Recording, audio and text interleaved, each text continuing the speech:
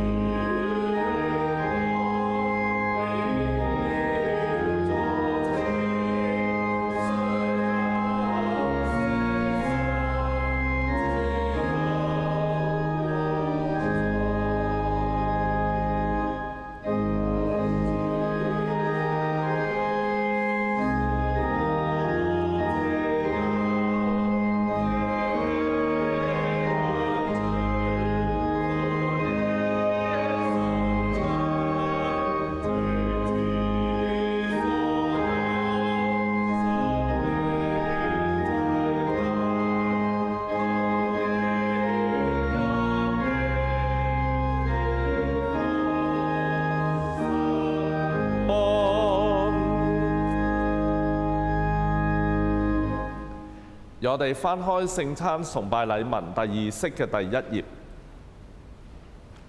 願讚美歸於上帝，聖父、聖子、聖靈。願讚美也歸於他的國，從現在直到永遠。阿門。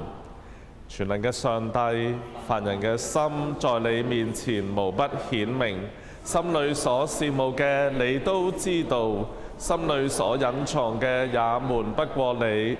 求你賜聖靈感化我哋，潔淨我哋嘅心思意念，使我哋盡心愛你，恭敬歸榮耀與你嘅聖名，直賴我哋嘅主基督而求。阿門。禮文嘅第6頁。耶穌話：你要盡心、盡性、盡意愛主你嘅上帝，呢個係誡命中嘅第一，且係最大嘅。其次也相仿，就係愛人如己。這兩條誡命係律法同埋先知一切道理嘅總綱。現在我哋承認對上帝同埋有鄰嘅過錯。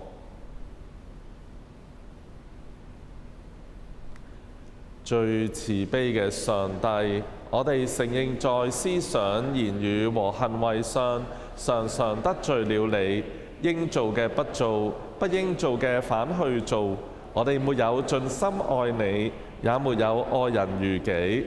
現在我哋痛心懊悔，求你憐憫我哋，為了聖子耶穌基督，饒恕我哋嘅以往，輔助我哋嘅現在，引導我哋嘅將來，使我哋樂意遵行你嘅旨意，歸榮耀給你嘅聖名。阿門。全能嘅上帝憐憫你哋，藉著我哋嘅主耶穌基督，饒恕你哋所犯嘅罪，增加你哋行善嘅力量，並藉聖靈嘅大能保守你哋進入永生。阿門。禮文嘅第2頁，榮歸主頌。惟願在至高之處榮耀歸於上帝，在地上平安歸於他的子民。主上帝，天上的王，全能嘅上帝聖父，我哋敬拜你，感謝你，為你嘅榮耀稱頌你。主耶穌基督，聖父嘅獨生聖子，主上帝，上帝嘅羔羊，除掉世人罪嘅主，憐憫我哋。坐在聖父右邊嘅主，應允我哋嘅禱告，因為只有基督是聖，只有基督是主，只有耶穌基督和聖靈，在上帝聖父榮耀裏同為至上。阿門。願主與你哋同在。我哋要祈禱。上帝啊，凡倚靠你嘅人，你必保護；凡離開你嘅人，就沒有力量，也不能聖潔。求你多施憐憫，治理引導我哋，使我哋能度過短暫嘅今世，至終不失來世之福。藉賴我哋嘅主耶穌基督而求，聖子和聖父聖靈唯一上帝，一同永生，一同掌權，永世無盡。阿門。各位請坐，聆聽今日嘅經課。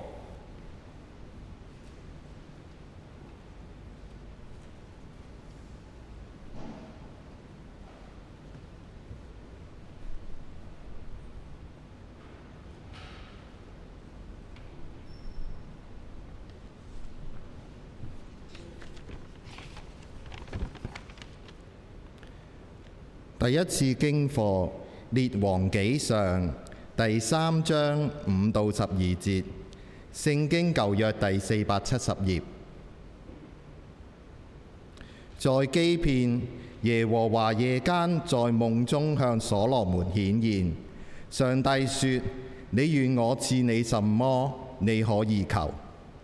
所羅門說：你曾向你僕人我父親大衛大施慈愛，因為他用忠信、公義、正直的心行在你面前。你又為他存留大慈愛，賜他一個兒子坐在他的皇位上，正如今日一樣。現在耶和華我的上帝啊，你使僕人接續我父親大衛作王，但我是幼小的孩子，不知道應當怎樣出入。僕人住在你揀選的百姓中，這百姓之多，多得不可點不可算。所以求你賜僕人善於了解的心，可以判斷你的百姓，辨別是非。不然，誰能判斷你這麼多的百姓呢？所羅門因為求這事，就蒙上帝喜悅。上帝對他說：你既然求這事，不為自己求壽求富，也不求滅絕你仇敵的性命，只求能明辨，可以聽從。看啊，我會照你的話去做。看啊，我會賜你智慧和明辨的心。在你以前沒有像你的，在你以後也沒有興起像你的。這是上主的道。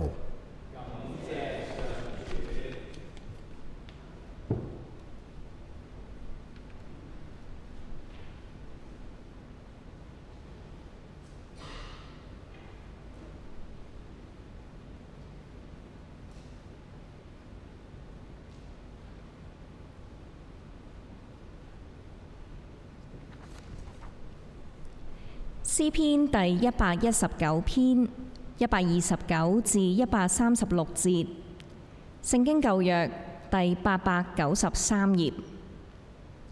詩篇119篇129至136節，請會眾以啟應嘅方式一同誦讀。你的法度奇妙，所以我一心謹守。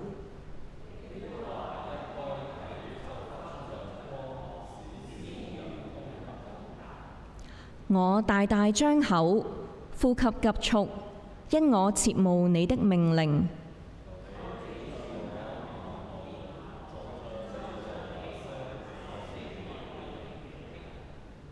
求你用你的言語使我腳步穩健，不容罪孽轄制我。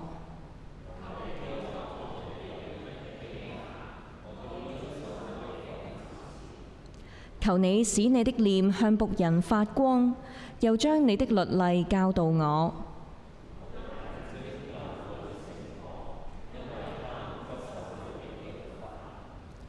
但願尊貴，但願榮耀歸於聖父、聖子、聖靈。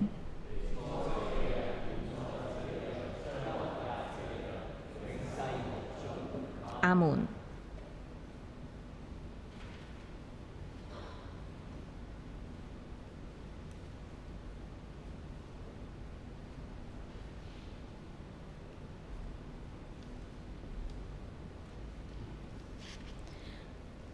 今晚第二次經課係記載喺羅馬書8章26至39節，即係聖經新約第236頁。同樣，我們的軟弱有聖靈幫助，我們本不知道當怎樣禱告，但是聖靈親自用無可言喻的嘆息替我們祈求。那監察人心的，知道聖靈所體貼的，因為聖靈照着上帝的旨意替聖徒祈求。我們知道萬事都互相效力，叫愛上帝的人得益處，就是按他旨意被召的人。因為他所預知的人，他也預定他們效法他兒子的榜樣，使他兒子在許多弟兄中作長子。他所預定的人，他又召他們來；所召來的人，他又稱他們為義；所稱為義的人，他又叫他們得榮耀。既是這樣，我們對這些事還要怎麼說呢？上帝若幫助我們，誰能抵擋我們呢？上帝既不顧惜自己的兒子，為我們眾人捨了他，豈不也把萬物和他一同白白地賜給我們嗎？誰能控告上帝所揀選的人呢？有上帝稱他們為義了，誰能定他們的罪呢？有基督耶穌已經死了，而且復活了，現今在上帝的右邊，也替我們祈求。誰能使我們與基督的愛隔絕呢？難道是患難嗎？是困苦嗎？是迫害嗎？是飢餓嗎？是赤身露體嗎？是危險嗎？是刀劍嗎？如經上所記，我們為你的緣故終日被殺，人看我們如將宰的羊。然而靠着愛我們的主，在這一切的事上，我們已經得勝有餘了。因為我深信，無論是死是活，是天使，是掌權的，是有權能的，是現在的事，是將來的事，是高處的，是深處的，是別的受造之物，都不能使我們與上帝的愛隔絕。這愛是在我們的主基督耶穌裏的。這是上主的道。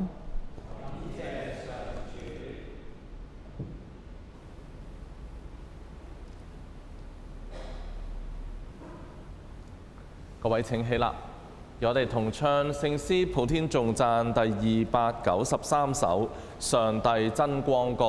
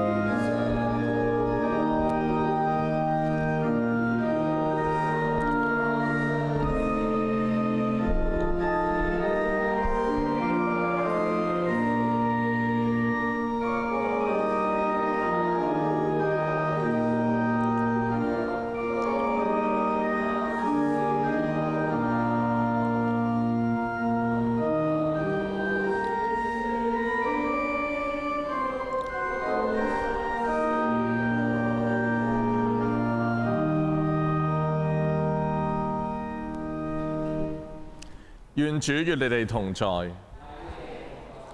主耶穌基督嘅聖福音記載在聖馬太福音。願榮耀歸於主基督。耶穌又設個比喻對門徒說：天國好比一粒芥菜種，有人拿去種在田裏，它原比所有的種子都小，等到長起來，卻比各樣的菜都大，且成了樹，以致天上的飛鳥來在它的枝上築巢。他又對他們講另一個比喻：天國好比麵酵，有婦人拿來放進3斗麵裏，直到全團都發起來。天國好比寶貝藏在地裏，人發現了就把它藏起來，歡歡喜喜地去變賣一切所有的，買這塊地。天國又好比商人尋找好的珍珠，發現一顆貴重的珍珠，就去變賣他一切所有的，買下這顆珍珠。天國又好比網撒在海裏，聚攏各種魚類，網一滿，人們就把它拉上岸坐下來，揀好的收在桶裏，不好的丟掉。世代的終結也要這樣。天使要出來，把惡人從義人中分別出來，丟在火爐裏，在那裏要哀哭切齒了。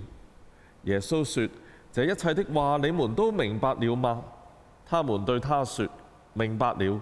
他對他們說：凡文士學習作天國的門徒，就像一個家的主人從他倉裏拿出新的和舊的東西來。這是上主的福音。願讚美歸於主基督。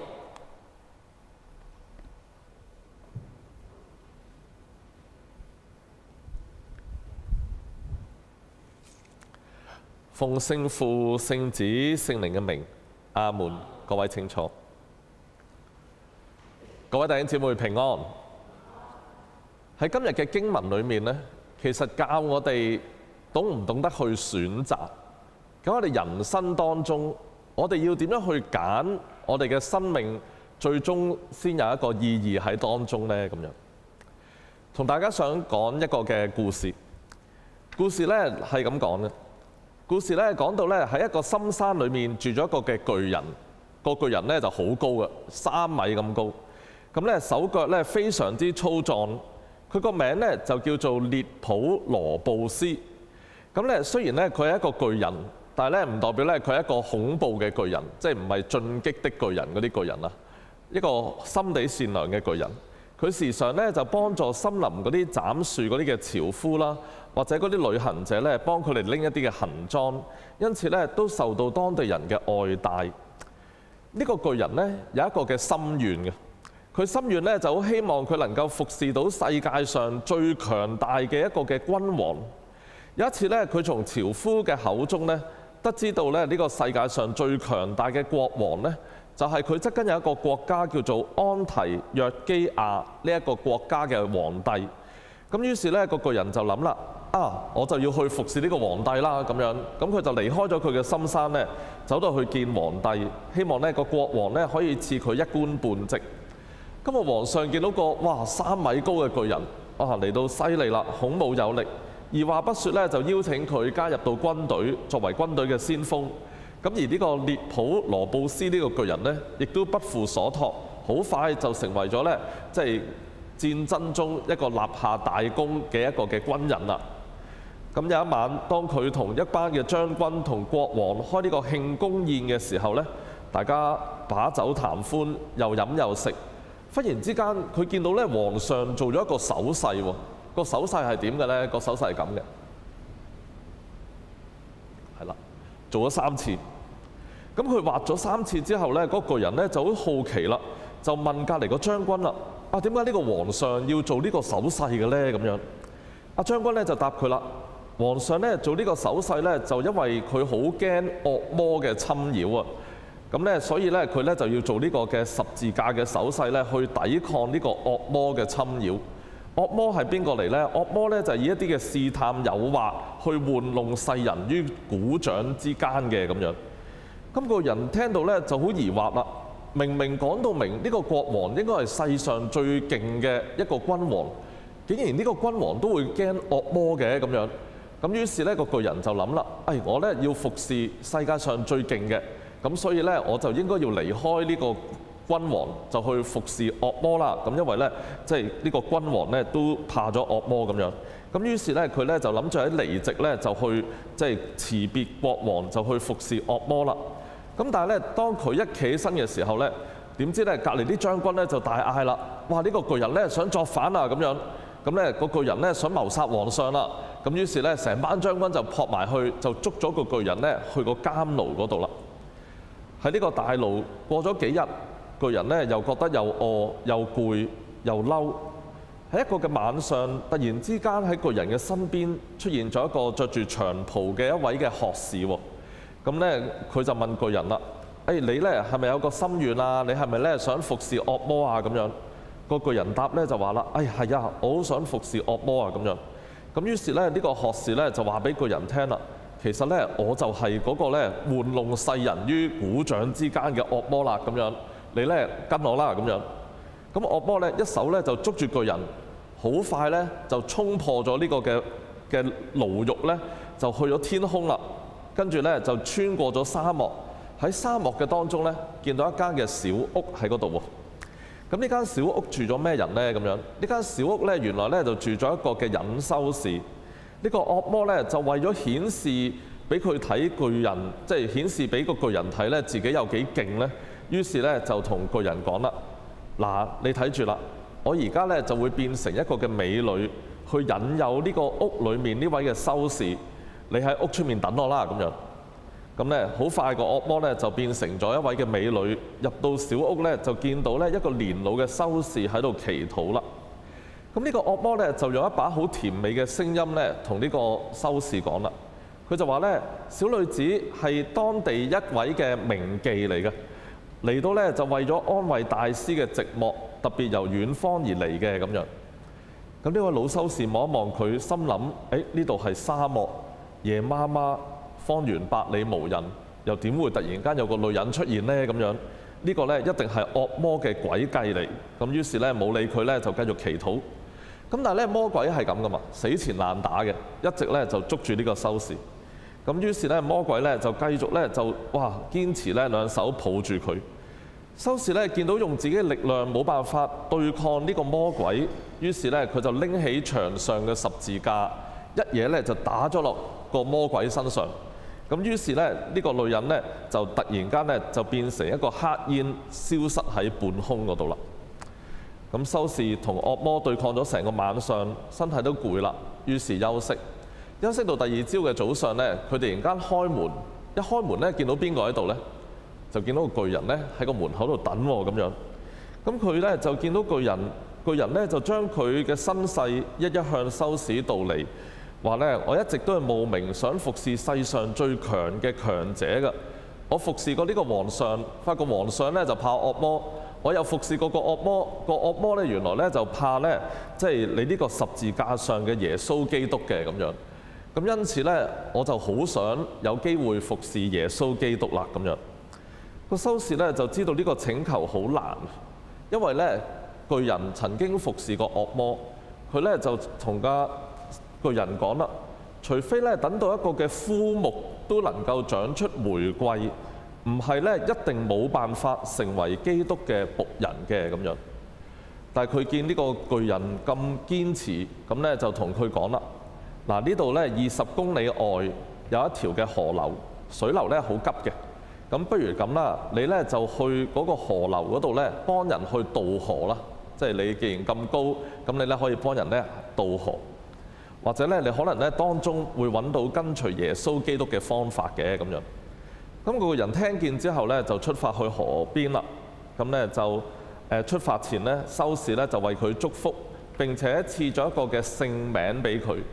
呢個聖名咧就即係唔係之前個名啦。佢就同佢講啦：以後咧你就唔叫呢個列普羅布斯啦，你咧就叫做基道霍 Christopher。咁啊 Christopher 咧就搬到去河邊一間小屋度居住啦。佢每日咧就拎住佢嗰支嘅木杖幫人去渡河。如是者3年風雨不改，佢只好希望咧透過佢嘅工作，有一日可以成為耶穌基督嘅僕人。突然間到咗一個嘅晚上，嗰日咧晚上好似今晚咁啊，狂風暴雨。當呢個 Christopher 基道霍喺佢嘅小屋休息，諗住咧瞓覺之際，佢半夜間忽然之間聽到一把嘅聲音，細細聲同佢講：請問有冇人喺度啊？呢度咧有冇道工啊？我咧希望要過河啊！佢打開門睇，咦，見唔到人嘅咁樣。原來咧只係有一個嘅細路仔係問佢可唔可以咧帶佢去渡河。嗰個人咧就覺得好奇怪啦，一個小朋友半夜3更嚟到要渡河，佢咧就問佢啦：小朋友，你咁夜你要去邊啊？咁樣嗰個小朋友咧就回答啦：我要返我爸爸嗰度啊，你幫我渡河啦咁樣。咁但係咁大雨喎，咁樣個小朋友就話：係啊，我今晚要返去㗎啦。於是咧，基道霍諗：都好啦，都即係既然我係一個道工，咁我都要幫呢個小朋友渡河啦咁樣。咁基道霍咧就拎出佢個木杖，跟住咧將呢個嘅小朋友咧就抬咗喺佢嘅即係肩膊上面，之後咧就行入呢個好急湧嘅河流裏面啦。當晚嘅河水咧，的確非常之急。基道霍咧覺得咧行得比平時要用雙倍嘅力量咧先能夠行到。而嚟到河中央嘅時候咧，佢突然間就發現呢個男孩子唔係咁簡單。佢覺得咧呢個男孩子咧好重好重，覺得咧佢好似成座山咁樣咧壓咗喺佢嘅身上。佢未試過咧感受到咁重嘅重量嘅。基道霍心諗：如果只有我咧，我喺呢一刻真係俾個浪沖走咗，咁就算啦。但現今咧喺我個膊頭上面有一個嘅男仔，我為着佢嘅性命咧，我都一定要堅持可以幫佢過到河。最後佢差唔多用咗2個鐘嘅時間，出盡九牛二虎之力，連咧手中嘅木杖都差唔多要折斷啦。佢終於將呢個男孩子抬咗到對面，可以咧放翻低佢落嚟。當佢咧抱翻佢落嚟嘅時候，就問佢啦：喂，呢個男仔，你個人咁細小，點解你好似座山咁重㗎？究竟點解呢？咁樣個男仔微微一笑，温柔嘅凝望住巨人嘅面孔，佢咧就同佢話啦：冇錯，就喺呢個嘅晚上，你所抬住嘅就係嗰位背負咗世間所有一切罪孽同苦痛於一身嘅主耶穌基督。基道霍 Christopher Christ Tokos， 背負基督的人。自此 Christopher 就冇再出現過，而喺河嘅對岸留低咗一個枯木嘅木像，而呢個木像周圍開滿咗漂亮嘅玫瑰花，而木像下面寫咗一句嘅説話：虛心的人有福了，因為天國是他們的。今日係7月25號。7月25號咧，其實係有2個聖日嘅，一個咧就係聖雅各日，另外一個咧就係聖基道日，聖 Christopher Day， 就係紀念呢一位幫助耶穌基督渡過河流嘅人。而今日聖公會好多嘅機構都會用聖基道嚟命名，聖基道兒童院、聖基道兒童之家、聖基道幼兒園，都係以呢個 Christopher 為命名。佢係所有小朋友同埋旅客嘅守護者。我哋會見到聖 Christopher、聖基道，佢嘅一生都係想尋求去追隨一啲大嘅人物，能夠咧喺佢嘅生命當中做一番大事，想服侍最偉大嘅君王，服侍咧最勁嘅人。然而無論係君王、魔王喺當中，佢都揾唔到耶穌基督嘅生命喺佢裏面。最後反而係一個最細小嘅作為，幫人去渡河嘅當中，一件看似好簡單、好平庸、冇乜特別嘅事、微不足道嘅事上面，最終佢就同耶穌基督係相遇。今日無論我哋作為一個人，我哋有時都好崇尚去追求一啲大嘅事情。今日我哋嘅社會裏面成日講大數據、大語言模組 LLM， 或者一啲崇拜大嘅人物。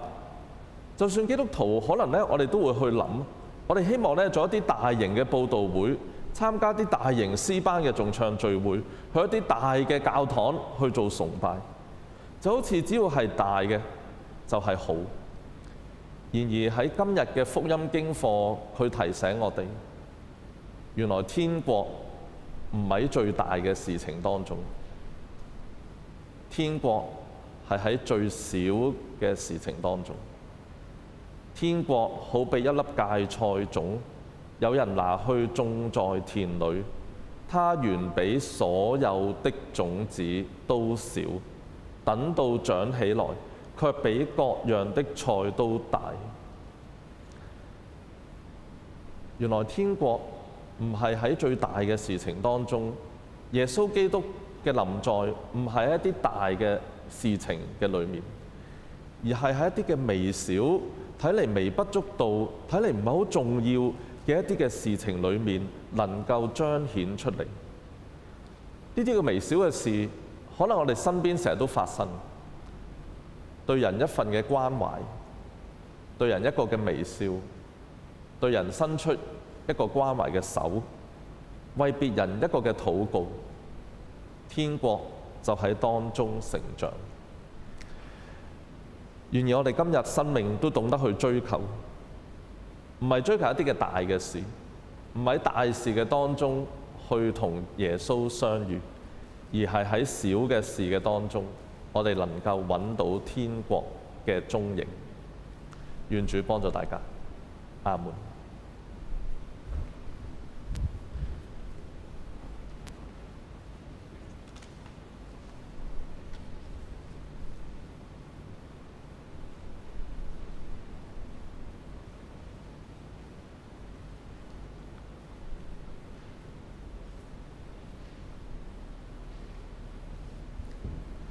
各位請起立，讓我哋翻開《利民書》第4頁，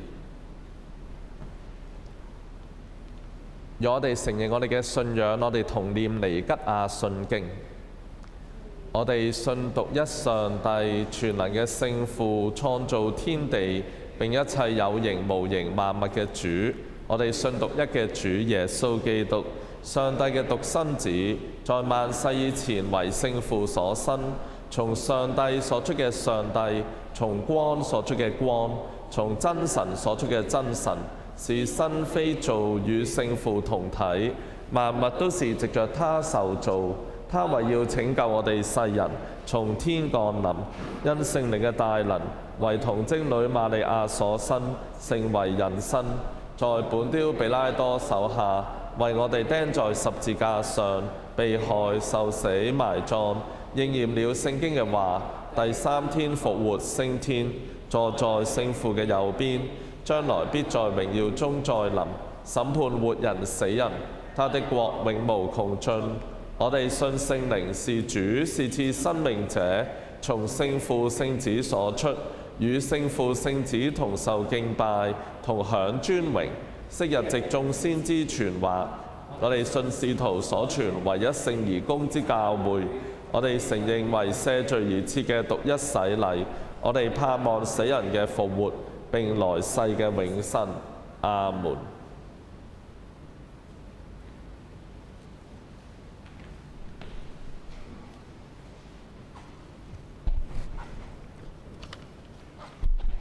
請會眾翻開《禮民書》31頁，我哋用第三式以啟應嘅方式一同禱告。喺現今嘅世界裏面，充滿住唔同派別嘅基督教團體，有心為神作工嘅，也有假冒為善嘅。求主開我哋屬靈嘅眼睛，開啟我哋屬靈嘅耳朵，讓我哋看得清、聽得見，能辨別善惡。天父啊，我哋為你聖而公嘅教會禱告，叫我哋可以合二為一。求你使教會每一份子都能真心謙卑服侍你，一切可以榮耀於你嘅名。我哋為一切嘅主教、牧師同會理禱告，叫他們可以成為你聖道和聖事嘅中心執事。呢幾年發生咗好多戰亂，傷害咗好多無辜嘅人民，摧毀咗無數嘅家園。仁慈大愛嘅天父啊，求你憐憫，止息一切嘅戰火，攞去各國嘅仇恨同貪婪，使公義和和平臨到呢片大地。我哋為世上萬國一切執政掌權嘅人禱告，叫人間可以有正義與和平。我哋要為到因為工作而承受住沉重壓力嘅人禱告，求你施恩，叫我哋大家喺我哋從事嘅工作中都能遵行你嘅旨意，使我哋嘅工作能夠在你面前蒙悅納。求你憐憫各樣憂傷或困苦所纏繞嘅人，叫他們可以在他們嘅苦惱中得拯救。我哋為已經進入喜樂嘅眾聖徒讚美你，叫我們也有份在你的天國。我哋為自己及別人嘅需要禱告。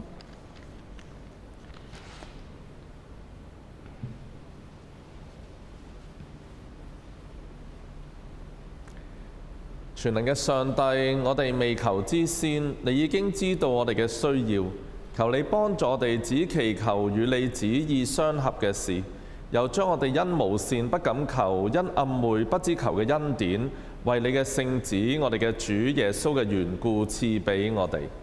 阿門。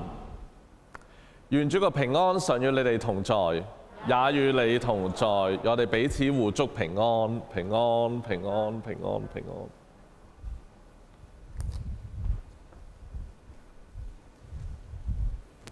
好，各位弟兄姊妹平安，各位請坐。咁如果喺網上睇緊錄影嘅弟兄姊妹呢，呢一堂崇拜呢係禮拜六夜晚錄影嘅，咁所以呢，我哋而家呢個時刻呢係未知道究竟今晚同埋聽朝係咪會打風嘅。咁但係呢，即係咁講啦，即係其實你都大約知道聽日會打風㗎啦，即係而家呢一刻會打風㗎啦。如果你睇緊直播嘅話，咁點解你唔早一日就翻到嚟我哋當中，我哋可以崇拜呢？咁樣，咁所以咧好開心，我可以喺禮拜六嘅晚上見到咧在座嘅弟兄姊妹咧係喺我哋當中一齊崇拜。好，咁咧就主要嘅活動咧都已經喺我哋嘅週刊裏面咧係刊登啦，咁樣。咁有幾項放假嘅消息啦，第3頁咧大家可以留意。咁咧而第4頁咧，下個禮拜3咧我就會去到呢個弟兄團契分享嘅。咁咧個分享題目咧就叫啤酒嘅5種味道。咁究竟啤酒係咪有5種味定得1種味嘅咧？咁樣，但係冇計，呢個係弟兄團契，我見到一啲姊妹嘅眼神都想話，不如我都嚟聽下先，究竟點解有5種味咧？咁樣，咁唔緊要，我哋咧即係分享下先，同啲弟兄。咁如果未來一啲團契又想少少關於呢個題目分享咧，咁你都可以咧邀請我。咁跟住第5頁咧，繼續有呢個嘅洗禮堅振禮班嘅一啲嘅安排啦，咁樣。咁第8頁咧，我哋咧就即係今年好好啊！咁咧又每個月咧都有一啲嘅見證分享嘅，咁所以咧大家可以留意第8頁同埋第9頁咧有一個嘅見證分享。咁其他嘅活動咧都係一啲嘅教區啦同埋教省嘅活動啦。咁同埋咧喺第14、15、16頁咧有呢個嘅6月份嘅奉獻嘅一啲嘅方明，請大家咧係留意。好，宣佈係咁多，各位請起立。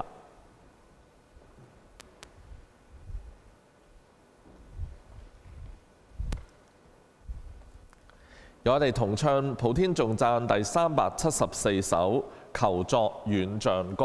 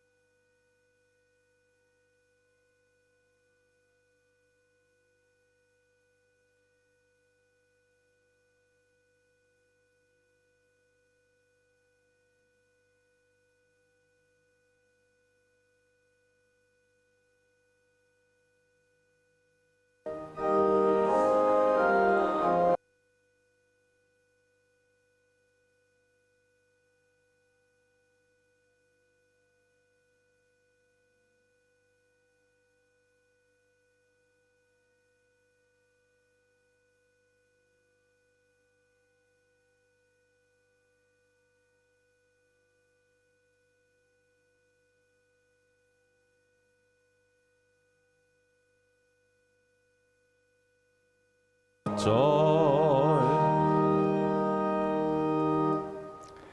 萬物都是從主而來，我們把從主而來的獻給主。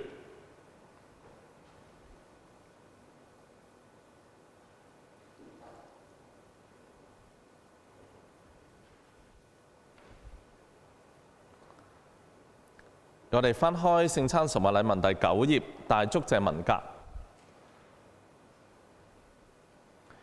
願主與你哋同在，也與你同在。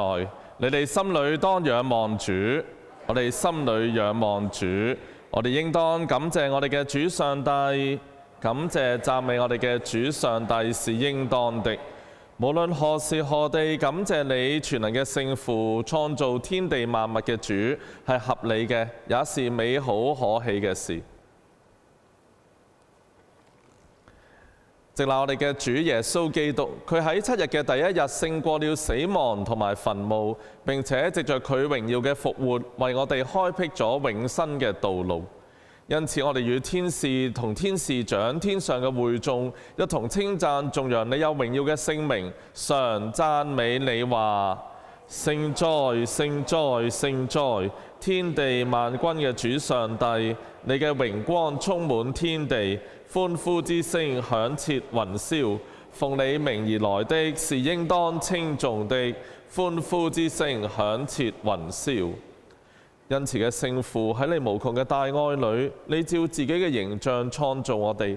當我哋陷落到罪惡裏，受到邪惡同埋死亡嘅轄制時，你憐憫我哋，差遣你嘅獨生同埋你嘅獨生永恆嘅聖子降生為人，經歷生死。佢為遵行你嘅旨意喺十字架上將自己獻上，作為全人類完全嘅活祭，使我哋同你萬有嘅聖父上帝重新和好。我哋嘅主耶穌基督喺被賣嘅那一夜，拿起餅嚟，祝謝了就擘開，分俾佢嘅門徒話：你們拿着吃，這是我的身體，是為你們捨的，你們應當如此行，為的是紀念我。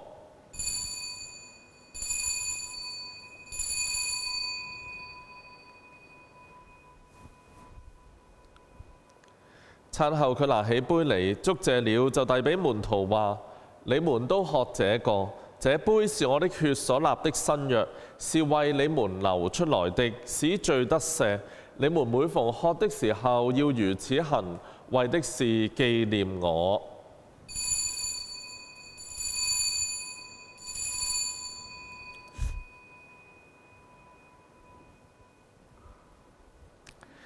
因此，我哋要宣揚信仰嘅奧秘話：基督曾經受死，基督現已復活，基督將要再臨。天父，我哋舉行呢一個稱頌同埋感謝嘅獻祭，慶祝我哋得蒙救贖。我哋將呢一啲嘅禮物奉獻俾你，追念聖子受死、復活同埋升天。求你差遣聖靈，將呢啲嘅餅同埋酒分別為聖，成為你子民喺基督裏永恆新生命嘅聖潔飲食，即係聖子嘅身體同埋寶血。亦都求你將我哋分別為聖，叫我哋可以誠心領受呢一啲嘅聖事，和睦團結，恆心服侍你。到了末日就可以與你嘅眾聖徒進入你永遠嘅國，同享喜樂。我哋所願所求嘅，都係靠着你嘅聖子耶穌基督。藉着基督，皆同基督，在基督內及在聖靈嘅合一裏，一切尊貴榮耀皆歸於你，全能嘅聖父，從現在直到永遠。阿門。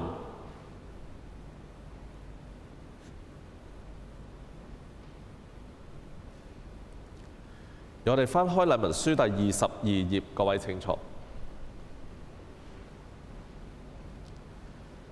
現在遵照我哋救主基督嘅教訓，我哋禱告話：我哋在天上嘅父，願你嘅名被尊為聖，願你嘅國降臨，願你嘅旨意行在地上，如同行在天上。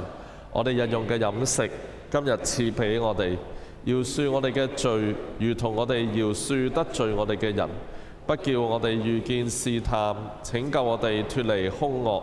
因為國度、權柄、榮耀都是你的，從現在直到永遠。阿門。我哋擘開這餅，分享基督嘅身體。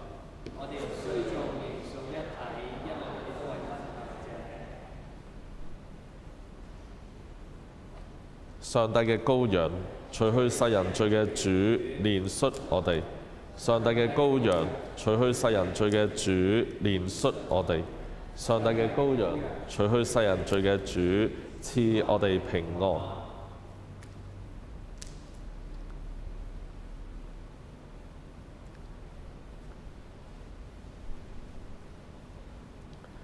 上帝賜俾佢子民嘅聖物，你哋應當憑着信心前嚟領受，紀念基督為你哋捨身流血，心裏感謝。